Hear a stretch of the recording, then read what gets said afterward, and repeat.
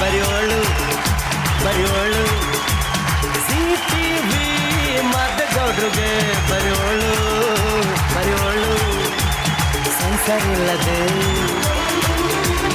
ಎಲ್ಲ ತೋರಿಸೋ ವಿಚನ್ನಲ್ ತರ ಕೆಲಸ ಮಾಡುವಳು ನಾಳು.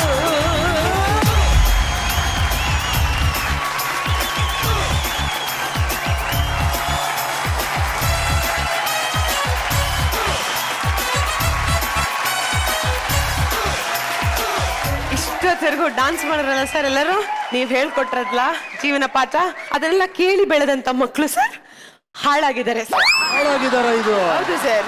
ಈ ಲೆವೆಲ್ ಉತ್ತರ ಆಗಿರೋ ನಾನು ನೋಡೇ ಇಲ್ಲ.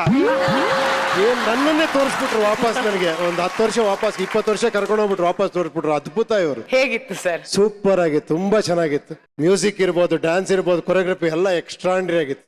ತುಂಬಾ ಖುಷಿ ಆಯ್ತು ನನಗೆ.